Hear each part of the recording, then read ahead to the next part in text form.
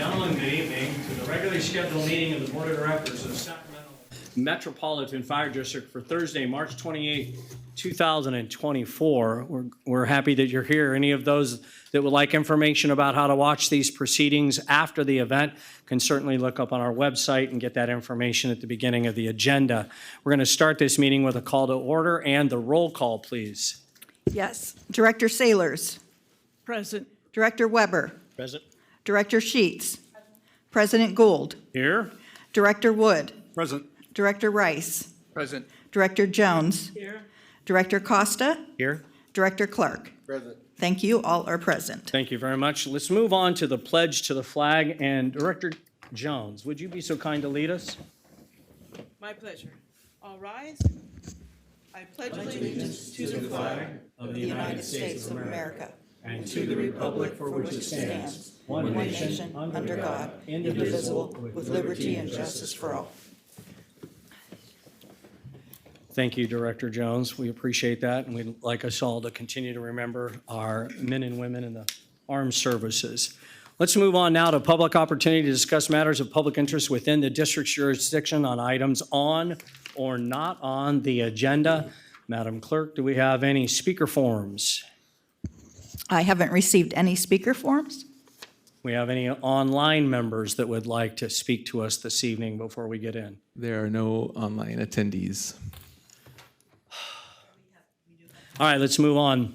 We'll entertain a motion on consent. Mr. Chair, I'll move the consent calendar. Thank you very much. I have a first, and I now have a second.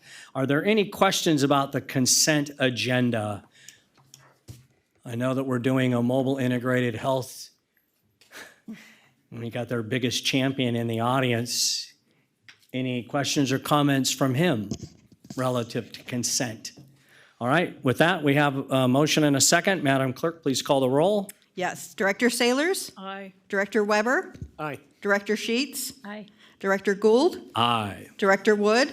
Aye. Director Rice. Aye. Director Jones. Aye. Director Costa. Aye. Director Clark. Aye. Thank you. Motion passes. Consent calendar is adopted. Thank you very much. We'll now move on to presentation items. One of our favorite presenters, Ms. Castleberry, is with us tonight.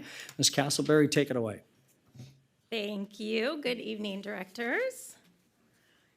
Tonight, I am happy to provide an update on our capital improvement program as we work toward the preparation of our fiscal year 24-25 capital improvement plan. As you know, the purpose of the CIP is to organize, facilitate, and memorialize our capital needs. We do this by first identifying those needs, and then planning. These needs are facilities, infrastructure, apparatus, equipment, and PPE. And then we plan for the funding of these projects to ensure that future capital needs are met in accordance with the district's strategic plan. This should look familiar to you. As you know, the CIP is one component of the strategic planning framework that this board is very familiar with. And outputs from the CIP flow into the financial management process. By identifying the capital needs and planning for the funding of these needs, the CIP integrates both the capital assets component and the financial management elements of the board's strategic plan. So we've gone over this before, but as a reminder, the development of the CIP is a collaborative effort between planning and development and finance with input from all divisions throughout the district. So projects are submitted by division managers, and those are validated and ranked into 1-year and 5-year needs. Those are reviewed by a CIP committee that looks at prioritization and ranking. It goes through an executive review, and finally a recommendation is brought to the board for approval alongside the preliminary budget process. So a quick recap of our 23-24 CIP that was approved for the current fiscal year. We had 22 total projects, including several carryover projects from previous fiscal years. And after mid-year adjustments, which I believe you approved at the last board meeting, the total CIP for 23-24 was $44.5 million. Of the 22 projects authorized, 16 are already complete or anticipating completion in the current fiscal year. And we do anticipate 7 projects carrying over into the next fiscal year, either because they are multi-year projects by their nature or because of delays in supply chain. Of the $44.5 million in total project costs, an estimated $12.1 million will have been spent by the end of the current fiscal year, and $32.3 million will be carried forward into the next fiscal year to fund the ongoing 7 projects, 2 of which are large capital projects. Capital facilities projects. As you know, the CIP is made up of both a 1-year capital outlay plan as well as a 5-year projection of capital needs. And based on the information submitted this year, the projected 5-year capital need is $141.4 million. It's broken down, as you see here, $65.2 million in apparatus and equipment, $55.4 in facilities repair and replacement projects. We don't anticipate any new land acquisition projects after our current land acquisition project that's in process for the next few years. $315,000 in miscellaneous projects, $12 million in new construction projects, and $8.4 million in personal protective equipment projects. In preparation for the upcoming new fiscal year, 45 new projects were submitted, totaling $66.8 million. This included 32 apparatus and equipment replacement projects, 6 personal protective equipment and acquisition projects, 4 facilities repair and replacement projects, 1 new construction project, and 2 miscellaneous projects. A comparison here between fiscal year 23-24 and the projected 24-25. You can see that overall there were 4 less projects submitted this year as compared to last year. And there were increases in apparatus and equipment requests, as well as PPE requests and reductions in other categories or status quo. Funding has gone up significantly, the request, from $53.1 million last year to $66.8 million for the coming year. Apparatus and equipment requests have almost doubled, as have PPE requests. Facilities repair and replacements have also seen a slight increase and reductions in other categories. So we'll break down the projects. Apparatus and equipment projects make up the largest portion of the requested funding at $34.7 million, or 52% of the total requested funds. Of the $34.7 million, $29.1 is requested for 18 apparatus and vehicle replacement projects, including engines, trucks, ambulances, staff and command vehicles, special ops vehicles, and support vehicles throughout the district.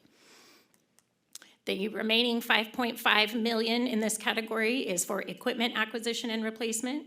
You can see here some of the projects, 14 in total across these categories. IT equipment, air operations, EMS, suppression, hazmat, training, fleet, basically across all divisions. Facilities repair and replacement projects make up 26% of the requested funding for next year. A total of $17 million is requested for facilities repair and replacement projects, including ongoing deferred maintenance and repairs, also deferred facilities lifecycle replacements, new facilities lifecycle replacements, which are coming due in the next fiscal year, and access compliance improvements, specifically at our Hurley building. New construction projects, total $12 million. We only have 1 project projected in the next 5 years. That would be Station 42 relocation to the Watt and Myrtle property. Personal protective equipment projects total $2.7 million for the coming year. This is 6 projects related to structural PPE replacement, wildland PPE replacement, outfitting our recruit academy, and acquisition of new single-layer garments. Miscellaneous projects is a small fraction this year, $315,000, for two projects in particular, firefighting foam replacement that is coming as a mandate, as well as station cellular conversion. So, how do we prioritize these projects? First, we use this priority determination worksheet. It looks kind of complicated, but it's actually pretty easy. We use this to classify projects into a high, medium, and low priority. Factors that influence project priority include to what extent a project is aligned with existing master planning documents, whether or not a project addresses legal, compliance, or regulatory mandate, how a project will impact operating costs, and whether a project directly or indirectly impacts service delivery. The example you see here is for the Vineyard Springs station. So you can see that it aligns with both the growth plan and the standards of cover. So it gets a higher number of points in the strategic alignment category. It will address compliance with response standards. So that's why that one is checked. And it will directly improve service delivery. So it gets high amount of points there. As you can see, this is a high priority project, which is why we're moving forward with it. As outlined in the CIP policy, the CIP committee reviews all projects and evaluates them in accordance with district goals and objectives. This year, we ranked projects into 10 different tiers in consideration of the following questions. Is this project required to maintain existing levels of service? Can this project be deferred? Is this project required to maintain regulatory compliance? Is this project directly tied to response? What type of response does this project primarily support? Is this project required to get us on scene? That's an apparatus question. And does this project directly impact preservation of life and property? So this is how we have prioritized projects this year with relation to these questions. It has really helped us as we've obviously have an overwhelming need to prioritize projects. So, Tier 1 and Tier 2 projects are considered must-do because they either are required to maintain regulatory compliance or they absolutely cannot be deferred. Tier 3 and 4 projects primarily support fire and EMS response and are either required to get us on scene or are directly related to preserving life and property. So this would be apparatus related to fire and EMS or tools used on scene. For example, thermal imaging cameras, things like that. Tier 5 and 6 projects are similarly essential in getting us on scene or preserving life and property. However, they primarily support other types of response. So special operations things, not fire and EMS response. Tier 7 and 8 projects are necessary for response, directly tied. However, they serve in a more supportive role on scene. These would be things like an air unit, not required to get us on scene, but serves us well when we are on scene. Tier 9, these projects are required to maintain existing levels of service, however, they're not directly tied to providing response. And finally, Tier 10 projects are not required to maintain existing levels of service, but rather are new initiatives being brought forward to either address health and safety issues or perhaps growth opportunities. So next steps on the CIP, you can see here, this is sort of our annual calendar of how the process works. Continuing through April, Finance will be working on a proposed financing plan for the projects. Also in April, the executive team will review all of the projects and the proposed financing plan in accordance with the preliminary budget process.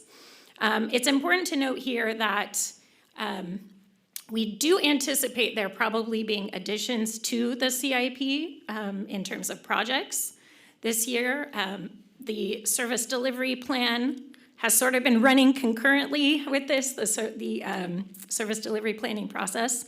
So there may be outcomes and recommendations from the service delivery team that will end up getting folded into this as we go along. Finally, the proposed CIP will be compiled in May based on the financing plan and the funding recommendation that has been approved by the executive team. And it will be brought back to you in June for final approval alongside the preliminary budget. That's all I have for tonight, and I'm happy to take any questions you have. Thank you, ma'am. My colleagues, questions? Okay, I'd just like to say a couple of things, Adam, if I could. First off, if anybody outside of our organization took a look at this, they'd be blown away. This is such a strong effort on the part of you and Jeff and other members of this process, because it's just so enlightening to see the rigor that goes into deciding how we spend, the taxpayers' money. I mean, it's just so awesome. And I know you guys are doing a lot of different pieces. There's two things that I'd like to know a little bit more about, and it's okay if you say, let's do that offline later. What is the makeup of the CIP review committee, since that's the beginning of the race that you showed?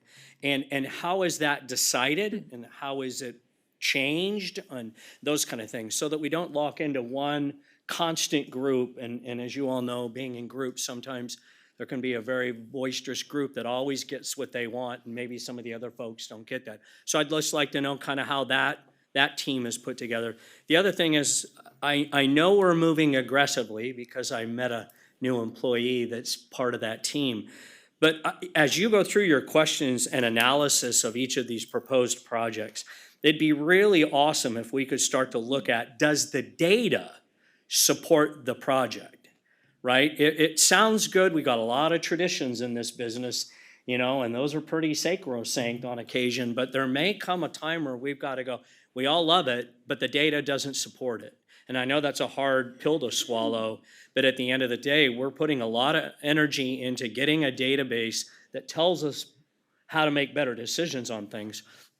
And I'd love to hear kind of your future thoughts of how do we add an additional question, right? Of where's the data on this project? Is it strong? Those kind of things. So in a science world, we're constantly being asked to do that, right? Show us that the science tells us the same thing. So maybe that's another presentation. I see our fine gentleman standing here, and Jeff maybe want to chime in, but I think with data, when people look inside our bubble called Metro Fire, and they look at our CIP program, if we then start to really strengthen those decisions based on this wonderful data that you all are building, I think that'll be that next level of security for our constituents. So Sure. with that, Erin, I it looks can- like, Yeah, I go can ahead. answer both of those questions, and Jeff can add on if you'd like. So with regard to the CIP committee, that's actually defined in our capital improvement program policy. Okay. So the CIP committee is made up of members of planning and development, finance, and procurement. So the role of the CIP committee really is to ensure that the forms have been filled out correctly, that justifications are in there, that validate that the costs are correct, validate that the prioritization that has been completed by division managers. So the division managers are actually the ones that go through that worksheet, and they self-prioritize their projects that they're proposing. We validate that, so we double check it, make sure that it does align and confirm prioritization. And then we also look at how far a project is in its planning process, whether it's ready to execute, whether we have the staffing capabilities to execute it, what the timelines are associated with that, any procurement timelines, things like that. That all goes into the ranking process prior to those questions getting answered. So that is part of that. With regard to database decisions, aligning them with strategic initiatives, which is on the form there, is the way that we make sure that the data supports the projects. So The strategic planning documents include apparatus and equipment replacement schedules, which are based on estimated life cycles, mileage, and industry standard for when things need to be replaced. They're also based on, for example, PPE, have certain lives and recommendations. So all of that goes into those projects. The facility condition assessment, which was completed a few years back, gave us a huge catalog of needs that existed. We've been chipping away at those little by little, but that is based on that outside third-party review of our facilities. And then, of course, the growth plan, which was rolled into the standards of cover. Those projects that are listed as being tied to those are shown in the standards of cover, so they're backed up by data from the standards of cover. So we are definitely making sure that projects proposed are meeting data-driven strategic initiatives. Jeff, you want to? I just want to add, what I think the very big picture here is we now have all the pieces. We've been working, at least I have been working for the last 8 years, to get all these pieces in place, to then look at them collectively and figure what next is. We're finally in a position, when you talk about a new hire, to be able to combine all these, have those data points, and come up with all these pieces, how it gets to better decision-making. We are now getting in meetings talking about the best of the best and how people do what with what information. And we now see a path forward of how it's going to work at Metro Fire. So I will tell you, none of this is perfect. We are figuring out as we go. It's the baby steps to large agency. But you can see here, we added the 10-tier system to start to address issues in the CIP process. We're going to continue to do that with all of these big pieces. We're going to continue to integrate the data decision-making matrix. And I think we can see a 3 or 5 year path to having this all cohesive into one path forward. Yeah, I agree. Well, Jeff, and everybody that's involved in this CIP process, I just have to give you massive shout outs because like you said, it's been 8, 9, 10 years that you've been looking down the road enough to where really for us as electeds, I think this is such a awesome experience that we can really look at our constituents and say, this just isn't, fly-by-night decision-making, that there are so many steps to this that you can rest assured that we don't get to spending your money before a lot of thought, a lot of data has gone into that. And that's such a really awesome thing where I know other special districts and other organizations that are governmental can't stand behind the work that you all are doing and making it easier on all of us. So I just want to give you guys special attention tonight because when I saw this, I knew there was going to be additional information that came that just shows how much work you guys are putting in to ensure that we're protecting the funds that folks give us. And that's an awesome thing because that hasn't always been the history of special districts, right? And so kudos to all of you, every single individual that's involved in it, because it's just incredible how powerful and wonderful you guys have done this. So thank you very much for all your work. I appreciate it. Any other questions as they walk off? Okay. With that, thanks. Thank you very much. So now we'll move on to action items. Folks, the action item that's listed will not be discussed at this point. It'll be done in closed session. So we're going to move right on to President's report. That really is just to let you know that this evening the executive committee got together and we've all told my colleague, Mr. Clark, that he would be filling a vacancy on the policy committee. And now I was just going to say, now my colleague Costa is happy that he's got a full committee that will work on some very important policies that I know are coming down the road. So thank you for that. Fire Chief, your report's up next. Great, thank you. And good evening, President Gould, directors, colleagues, member of the public. We'll continue the data conversation. I'm proud to introduce a new member, and that is Candace McGowan. And she is Operation Data Analyst. And Candace, if you come up and introduce yourself, that would be great. So welcome to our agency and thank you. Hi, as Chief House said, my name is Candace McCown. I'm the new Operations Data Analyst. At the end of my second week, and so just getting my feet wet, getting to know everybody, trying to learn the fire service, which is a departure from where I came from, which was the energy industry. Most recently from SMUD, doing data management with their billing and demography data for various different departments, market research, research and development, load research and forecasting, and some analysis to aid in the forecast production, and California ISO as well before SPUD. So lots of energy industry experience. And I'm happy to be here. Thank you. Welcome aboard. Thank you, Candace, and welcome. Another exciting thing is the promotion to captain, and I have two of those promotions effective April 1st. That was for Chris Gregory and Tyler Oshiro. They are both captains now, and excited to be in that position. We look forward to what their good leadership is going to be like.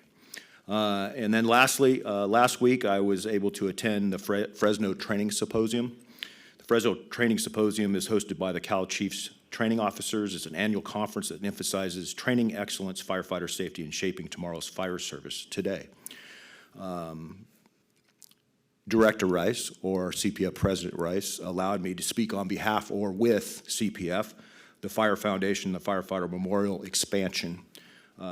I was humbled by the opportunity to speak to about 400 people at lunch that got to hear about, but also view the expansion project. That was going on, the groundbreaking ceremony was going on the same time that we were down at that conference. So thank you for allowing Metro to represent CPF and myself. I thank you a lot for allowing me to do that. So it was received exceptionally well. And I introduced it with, I hope that this isn't the first time all of you are seeing this, but I knew the answer. And so thank you for allowing that. I'm also happy to announce during that conference, we had the largest support of our members representing Fresno Symposium and training. We had 17 instructors down there in disciplines such as search, live fire training, engineer cadre training for the entire week, command doctrine training, and training officer training for the week itself. We had Chief Joe Farica. He's no stranger to the symposium. I think this is, what, your 20th year teaching down there? Still teaching truck operations. Chief Matt Cole, Assistant Fleet Manager Steve Davison, Captain J.D. Flint, Captain Jeff Malinowski, Captain Mark Gusinoff, Engineer Iliak Shakir, Engineer Tom Chin, Engineer Bill Hoseman, Engineer Mario Martinez, Firefighter Jason Watts, Firefighter Tyler Kraft, Firefighter John Lowe, Firefighter Kevin Stewart, Firefighter Lorenzo Wood, and Chief Mitchell and I also taught. It was a proud moment, and I've been blessed to say that the entire week I was pinged by multiple agencies, called during the latter part of the week from fire chiefs asking if we can get our instructors to their organizations, bring our engineer week-long academy to them. I'm looking at a way to write an MOU and an agreement for alternative funding. You know that's a priority of mine, so we'll see what we can do in that. In addition, we had 12 members that attended the conference, so a very good representation, largest that we've had at Fresno from the training side, and it represented our agency well, so a very proud moment for all of us. I was extremely proud to wear our patch down there like always, but the feedback has been exceptional. And that's the end of my report, unless you have any questions. Questions for the chief on that stellar report? Excellent. Thank you very much, Chief. Let's move on to ops report.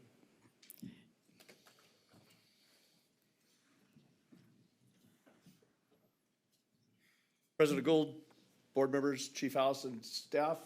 Tonight I've got Chief Gonzalez and Captain Katsuyoshi and his crew from Engine 24. They're going to come up and talk about a trip to Seattle they went to for a fundraising event there. So please come on up.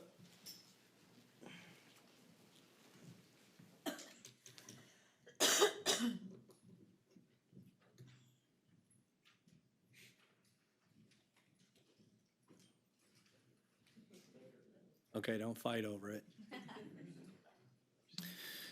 Good evening, Chief House, Board of Directors, guests.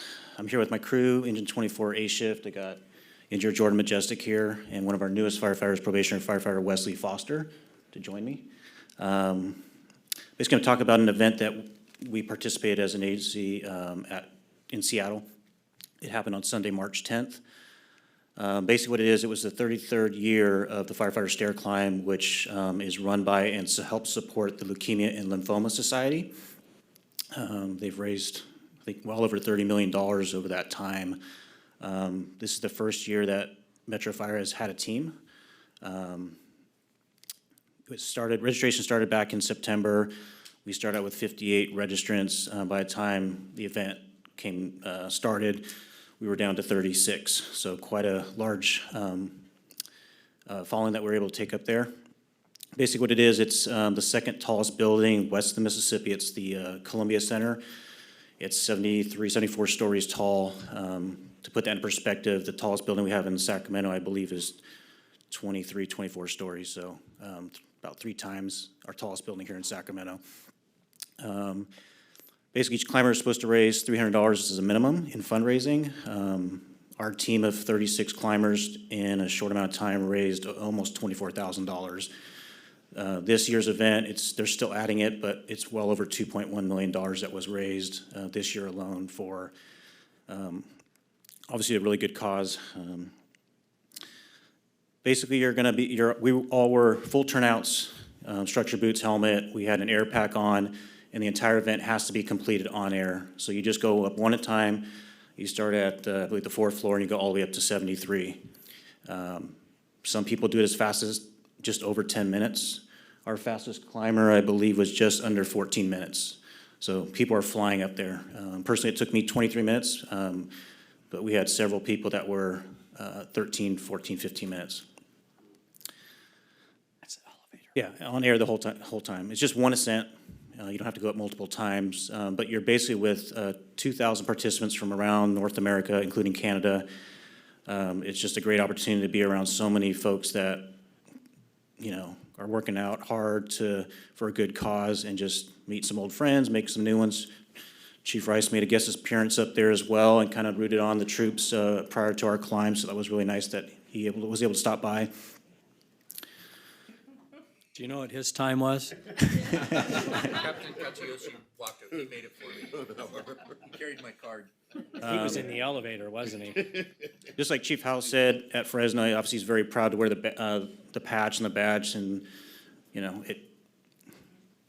it's kind of helped leading this event. It was just a huge honor to watch so many family, friends come up and support, spouses, children, and then just watch this team of 36 climbers just bond and just do something hard. Obviously, cancer's a big topic in the fire service right now, and we also have several members, active and retired, that are struggling or have since passed. So it wasn't the plan, but it definitely had a lot of meaning as the months closed in on this climb. So very honored to have been a part of this, and we're definitely looking forward to next year. Any questions? Okay. So how do you prepare for this thing? Because I know the stair climb is really the roughest thing is a gym, for as far as I'm concerned. Yeah, It's a real workout. it's tough. So we don't have a lot of high rises that compared to that building. Yeah. But we have a few stair climbers in the district, so those were being used. People are going to parking garages, bleachers, just doing some sort of workout in the station. So yeah, there's some people that have been training for 4 months, and there's others that just started training a month ago. Stair climb isn't easy, I know that. Any other questions for the captain? Did we get a video of this whole experience? Is there something in the media that we can tap into? If you go to the Leukemia Lymphoma Society for the Seattle Stair Climb, there are some social media posts that are on there, either on Instagram or Facebook. You can see some of the things that were going on. I know Chief Wilborn had posted a small snippet of photos from the event and a little write-up about it on social media as well. Okay. Yeah, that'd be great to be on our own website at Metro Fire, right? And get that. Do you send it to MySpace or AOL? Any of that? What? I'm just checking. Any questions for the good captain? And I want to tell the chiefs, excellent job. Yeah, great job. You really rocked it. Thanks for being here. Thank you. Chief Workers. Any other ops reports, Chief? That's the end of the report. Yeah, very good. Thank you. You did a stellar job. Let's move on to administrative reports. Chief Bailey. We have no report this Well, evening, and no report for support services either. Thanks, Chief Bailey. Sorry. You told me to. Let's move on to support services. We have no report apparently, right? Marnie? No? Oh, let's move on then. Firefighters Local 522. That's our next report. Captain Scollard's here. Show us a picture. Pictures. I did show you pictures, and Show one, the audience. No, one keep going. One did get sent out via email from a good friend of mine. For the several thousand people that are watching on our channel, this young man is to be congratulated because his wife had a baby. Yeah, we have a new addition to our family, a new little baby girl. As you can see, my oldest son here is not excited to the new addition. at Well, and you all. can see, thank heavens, she takes after her mother. Yes, yes, Most yes. important. We're very thankful for that. You're very. Yes, so. All right. Good evening, everybody. Thank you very much. My name is Sean Scollard, Vice President of Local 522, representing Metro Fire.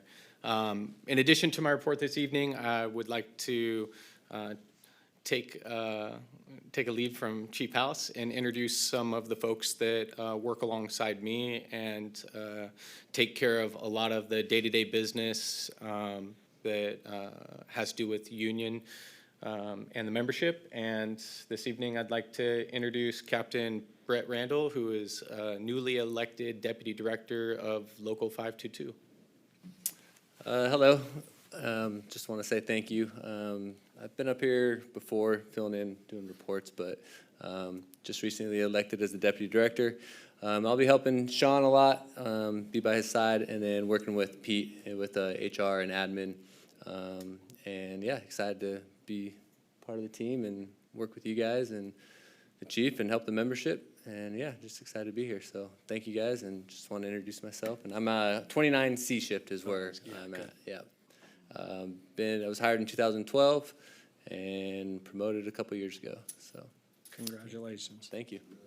Thank you very much. As Brett gets a little bit more comfortable, he'll start talking about some of the things that he's involved in. So he's taken over as the chair of the Wellness Committee on Local 522. I know Director Votavas spoke on behalf of some of the great things that we're doing collaboratively with the fire chief and this organization, with the PPGMT money that we secured in contract negotiations. And so there was the trip to Phoenix, which I know got reported out, and we have some additional trips that are scheduled, and we look forward to those. So we're going to be visiting Colorado, 2 agencies in Colorado, and looking at the way that they do business. That's coming up next month on the 15th.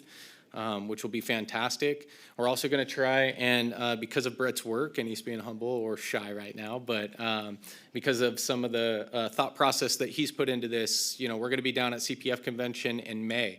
And Brett thought about, well, San Diego has a great program that's tied to UC San Diego down there. So we're already going to be down there. Why don't we try and visit San Diego and see what they do, as many places as we can to figure out the best way of doing practice that can make this organization better.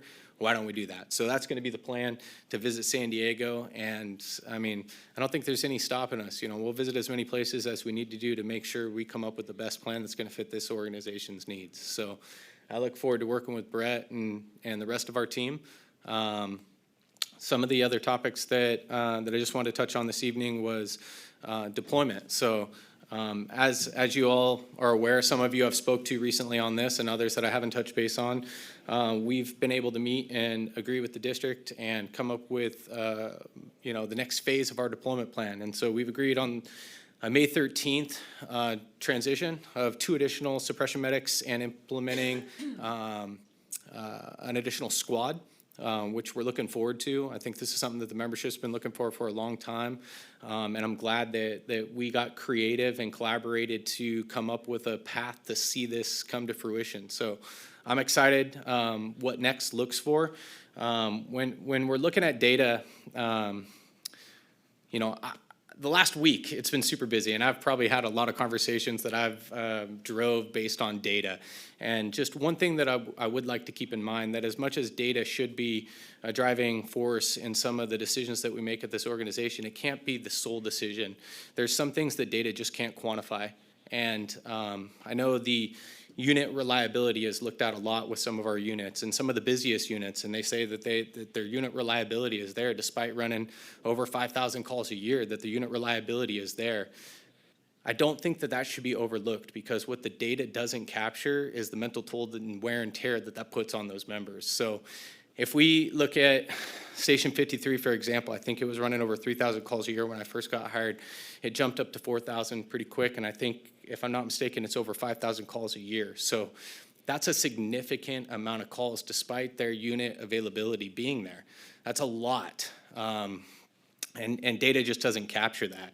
You know, there was a behavioral health convention, I think back in 2013 that I attended, and Dr. Dietz talked about just the mere trigger of the tones going off dumps a cortisol response in your body that takes about 15 minutes of vigorous activity in order to properly release the cortisol, which we've seen has been tied to presumptive issues in the fire service. And so just that increase of calls you can see in a short tenure of 2,000 additional calls time, even if they're cancels. I mean, it still gives you that cortisol dump in the body that, if not properly released, creates those free radicals and can cause, lasting effects on our members. So those are things that I just hope that we take into consideration when we're making these determinations. And data is important, but it's not everything. So I know there's probably a very labor perspective on things, but that's what I'm here for. I'm here to represent the men and women and talk about the things that that we think about. In regards to that, I just want to say I appreciate the report from Aaron Castleberry and the CIP. I think it's extremely important. I know all of you have got to see the way that we took an approach at last negotiations, and as long as I'm in this position, I'm never going to be the one that's going to try and bankrupt the district. This place means too much to me, and I know the membership does as well, and that's not something that we're going to do. We're going to come in with something that's fair and equitable, and we're going to leave opportunities for the district to do the right thing and improve the working conditions of our members as well, and not just increase the pay for us. You know, I think what we're doing right now is fair and equitable, but this comes into trust, and leaving money on the table. There's some trust factors that we have to have built in with the organization, and seeing the plan for improvements on stations and apparatus and things like that. I think the district's holding true to the trust that we had in them during this negotiation to do the right things with the money and put the money that was left over back into infrastructure to assist us in performing the services that we're supposed to do to our community. So I thank all of you, all the executive staff that had a part in that plan, and I look forward to seeing what comes with that. Sometimes we don't know what we don't know. And I'm going to share this with you, not to throw stones, because I don't think there's anybody in this room that doesn't say what they believe. But new information comes up, and it's one of those things that, how do we address a problem if we don't know the problem exists? And so we'll just touch on the work comp, and it's really just to leave you with some thoughts. I talked to Ashley Benalicia recently, and she's kind of on a roller coaster of emotions. I think every one of you are true to your word and saying that we're doing everything that we can for them, and I believe that because you are. And Chief House, I believe everything that you've said is 100% true, that we are doing everything we can for them. But there's some parts of the process that we just don't know. And as the layers get peeled back and we see that there's hurdles in that process, I think it's important for us to try and get involved to make that better. Because as much as we think we're doing the right thing, if there's a negative impact or somebody else isn't feeling the positive energy or efforts that we're trying to display, then there's areas that we need to improve on, both sides. I'm trying to do everything that I'm doing on the labor side. All of us are. And yet we're still not seeing the impact or the results of our efforts. And I think we need to dive deeper into the situation and figure out how we can truly make it better or impactful on the people that we're trying to touch. So other than that, I will say that I am contained, unless there is questions, comments, concerns, which there may be. There's always concerns with you. Let's go to Brother Rice. I love that. Vice President Captain Scollard, I appreciate everything that you just had to say on the workers' comp arena. I'm going to apologize to my fellow director, Bob Weber, President Gould, and Chief House. I am not the person to sit on this ad hoc committee, and I will tell you why. We had our meeting today, and I thought it would be good, and Director Weber opened it, and it was the pleasantries and the niceties. I walked out on it, let's make no bones on it, because my time is more valuable. And what I watched was an absolute failure to even take an opportunity to exchange ideas, thoughts, and learn about the other. And how that developed was Vice President Schollard asked about having a labor work comp attorney in the room along with the fire district's work comp attorney so that we can talk to both. And he was met rapidly with staff saying no and gave a pretty strong opinion on that. I kept my mouth shut and I listened some more until the third-party administrator began to speak. And the thing that caught me was, you don't need to get down in the weeds. We need to tell you what you need to know. And as soon as you tell me that, I'm out. And I will tell you, Chief House, you got a problem. Because not everybody here necessarily has your philosophy or President Gould's philosophy on how we work and how we deal with the men and women of this organization. I'm not even mad. I'm too old. I'm willing to learn. I'm willing to listen. But what I won't do is put up with bullshit.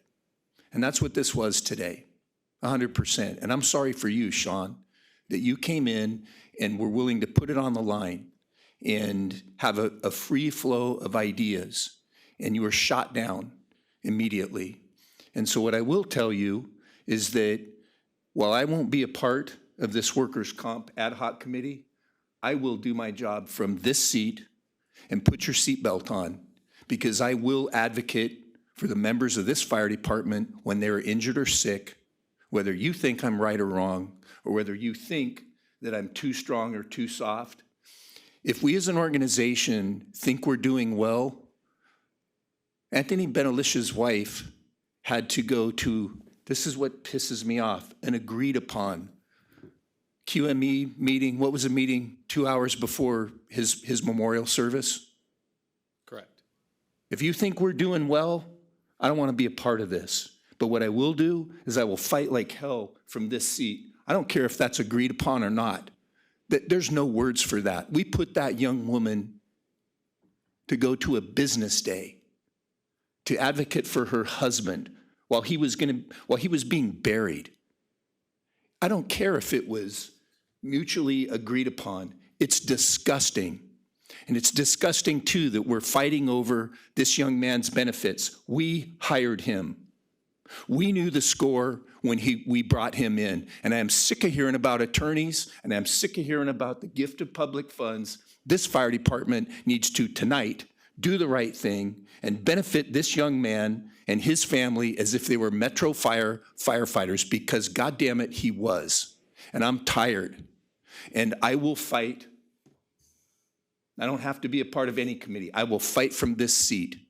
And things better start to change. And I'll tell you that right now, Chief. They better start to change. Because whatever philosophy you have, it's not getting down to all the layers. And if I'll tell you what, I don't have the authority to do what I would like to do, and I don't want it.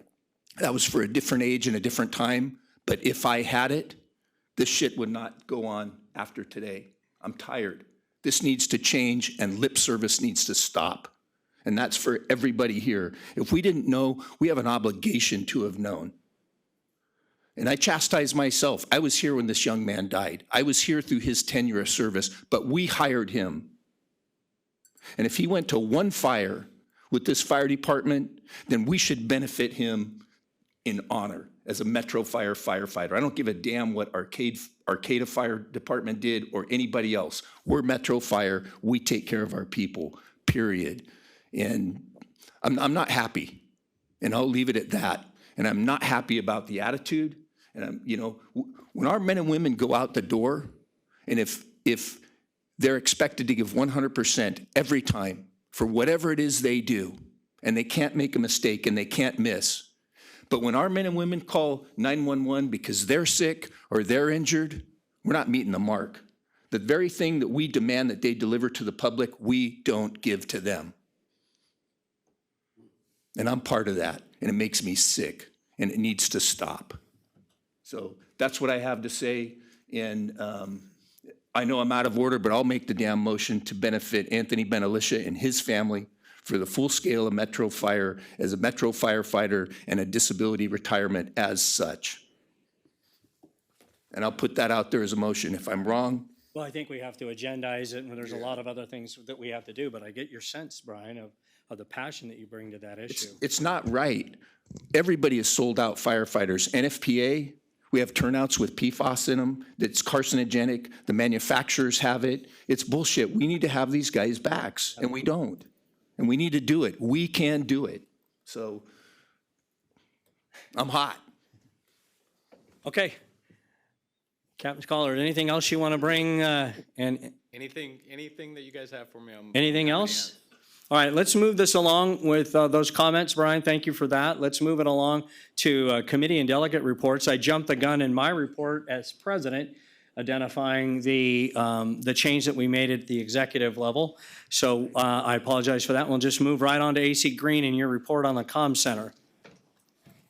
Thank you, President Gould. Good evening, directors, Chief House, everybody else. Chris Green, Assistant Chief in the Operations Branch, and I am your board member for the Communications Center, JPA. I have not been here the last couple of meetings for a report, but rest assured, staff over there has been very busy with some large infrastructure projects going on this year that I want to share with you.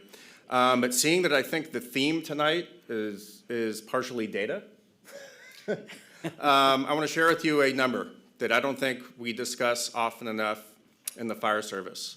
We are fascinated with call volume. Who runs the busiest, who has the busiest station, the busiest engine, the busiest medic, the most fires, and so forth.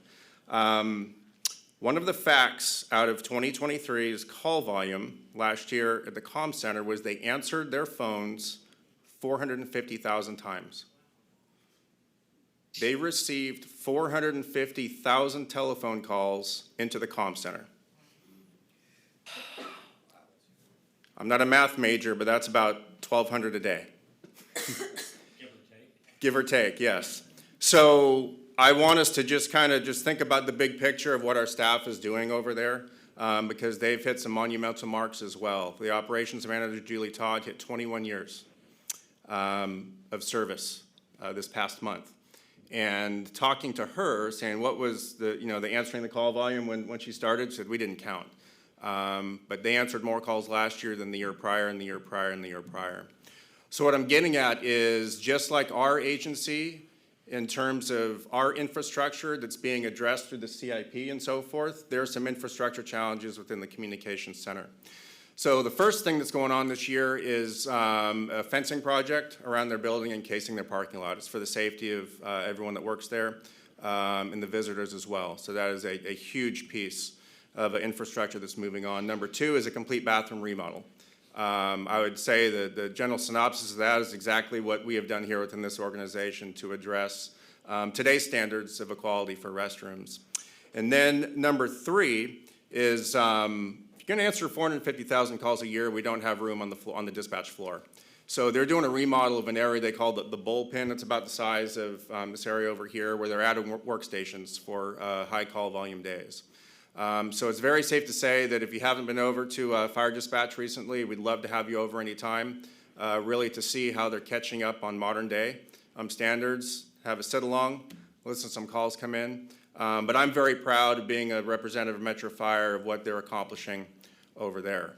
And just out of curiosity, if anyone's curious how many calls were dispatched, out of those 450,000 calls, they dispatched to about 250,000 in the county. And that hits all of our men and women on the streets.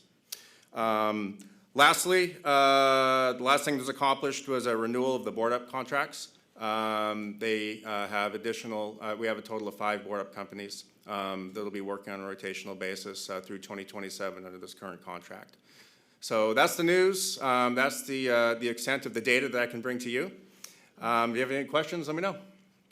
All right, thank you, Chief Green. Any questions for Chief Green on that information? Chief Green, I would ask that instead of having us go over to the comm center and disrupt the 1,200 calls a day that they're taking, roughly, is there a way that you and your team could put together a short presentation identifying all those different elements and bring it to this dais and share with us what's going on over there? You know, short videos, whatever you come up with. Absolutely. Because I think that may be an easier way to not disrupt the facility that's that busy. But I'm fascinated by that part of our business. And as we heard in the CIP, if it has to do with getting to the scene sooner, it's prioritized very high. And I think at the comm center, that's where it all starts, you know, where we're made aware of that need. And so I would love to have you lead something where you come and make a presentation to us relative to the business of the comm center and our role in it, because it's incredible that our business, our work starts after they get their information and get us moving. So would that be okay for you? And I have no timeline. I just would love to see. We'd be more than happy to do that. I will make a phone call to the comm center. Okay. And We'll see if they can carve out a couple of minutes. Get the ball rolling. No, Yeah. we'd be more than happy to, and we'll get some representatives from out there as well, so you can meet them. So I know for Great me, idea. I haven't been there in a long time, and I'm sure it's radically different than it's been. So thank you for that. I have something. Okay. Yes. Well, Clark? the last time I went over there, I mean, it was mind-boggling just observing, and because they let you observe and put the headphones on. And it's mind-boggling how they can decompress when they go home, because it's just like constantly. And those people are very talented. They have a talent for answering questions and this managing it. It was really I was impressed with their ability to handle all those calls. And Thank you. It's utterly incredible what they accomplish, and they're a part of the chain of saving lives. They absolutely are. yeah, they're very, very professional. And I know you're proud to represent Metro Fire in your role currently. We're equally proud of you to represent us over there, because I know you do a good job of managing a fairly chaotic, place at times. So thank you very much for all that effort, Chief. Very much appreciate it. Other comments? Let's move on then to Director Jones and your Finance and Audit Committee. Thank you, President Gould. The Finance and Audit Committee did not meet tonight, and our next scheduled meeting is April 5th, 5:30 in these quarters. Thank you. Thank you, Director Jones. Director Costa, you and your Policy Committee? Oh, no, we're good. Right? That's what it says, April 25th. Yeah. Excuse me. Yeah, the next meeting is the 25th. The 25th is when you're, That's what I thought, yeah. okay, they're just calling out on the 25th to be in your next meeting. It's not gonna happen. All right, Director Costa, Policy. All right, thank you, Mr. President.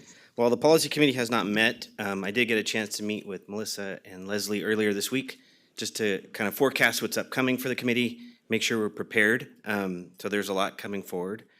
And so I would like to thank the Executive Committee for helping us find another board member to help us on those discussions. And I'm looking forward to Director Clark's history and expertise on those. And we're excited for you. Our next meeting is April 11th. You're excited? Good, good. Yep, that's a great announcement. All right, ladies and gentlemen, as you know, we're going to go into closed session after board members and questions and comments. We've got a couple of items that need to be addressed in closed session. So I'll start to my right, Director Saylors. I have no comments tonight, thank you. Okay, thank you very much. Director Weber. Yes, just a couple items. I was fortunate to attend a couple of events recently. One is the retiree dinner. So first and foremost, congratulations to all of those retirees. I think we had somewhere around 87 was the number total. We recognized, not sure, 20, 30 of them, but that was very nice, very well received. Secondly, we attended a station dedication today for Kevin Prinz and Dean Baker at Station 62. That was enormously received by roughly 80 folks. So that was a great thing to see. I know the family was deeply moved. Both families were deeply moved by not only the attendance, but the thought behind Metro Fire acknowledging their service. So that was it, and it was a great events, both of them. Thank you very much, Director Weber. Director Clark. I just want to thank everyone for their presentation, and that's all I have. Okay, thank you. Director Costa? Thank you. So just a couple things. One, I want to thank staff for their presentation on the CIP. And I'm hoping that, not only is it showcasing the work we have coming, but it does show a gap. And so hopefully we're taking that information, and as we do our 2x2s and work with our partners here locally, we're highlighting the needs, and maybe there's an opportunity there as we have those conversations. And then I just want to say to Captain Scholar, I didn't get a chance to ask, and so I'll do it now. But you mentioned a couple things, one on data, and it, not necessarily to address now, but I do think it's an opportunity for us. So if there is data or things that we can't quantify with that data, I think hopefully you're providing that to staff and then maybe to the board so we can at least have a full picture as we analyze. And then on the other piece, while I wasn't in the conversation today, it sounds like you had some ideas, and hopefully you're providing those ideas. And if we didn't get a chance to capture them in the committee meeting, maybe there's an opportunity outside of that. So I just wanted to capture those two. Thank you. Thank you. Director Jones? Thank you. A lot of very big and important items have already been discussed tonight. And I wanted to add one small one, but it's a very important one. It's a big thank you, a shout out to our Community Risk Reduction Division, to Jenna Kendrick, as well as Supervising Inspector Diane Schmidt. There was a citizen who came to me with big concerns about ongoing fires in our district. And at 4:30 on a Friday afternoon, those two employees of Metro Fire, those two family members of Metro Fire, attended to this concerned citizens' questions and research efforts for reports. So again, a small little clog, but a very, very important clog. 4:30 Friday afternoon, and those two folks took care of a citizen. So thank you. Thank you. Director Rice? Contain. Okay, let's go over to Director Sheets. No problem. Just making it head dizzy. Director Wood? Thank you, Mr. Chair. I just will echo what's already been said, and I want to follow up on Director Weber and thank Chief, thank 522 and others who had a hand in the station dedication today. It was a very appropriate, very solemn, very well-attended and respectful message to those families, a message to those members who aren't with us anymore. So thank you for all of that. Thank you. All right, just a few closing comments. We commonly say for you to go home, and we really mean it when we're done here. There's no reason for you to be here. I'd much rather you be with your families this evening. And then tonight we heard some very significant passion from a colleague. And it is our intent to continue to move forward in whatever adjustments are necessary. Clearly, with Director Rice's comments, there will be an opportunity for one of my colleagues, if they so choose, to serve in this ad hoc committee on our issues related to workers' comp. This group, this director's group, and others will be gathering in a couple of weeks where we will have a short agenda, and we will start down the road of what we're basically calling workers' comp 101, so we get a better handle on all of the different issues that workers' comp and related issues, how they impact our organization, and where we can do better and find gaps and clean some of that up. So if you have a desire to do that, would you please reach out to our chair of that committee, Director Weber, and just have comments with him to find out more. So again, we can have directors in that room during those conversations.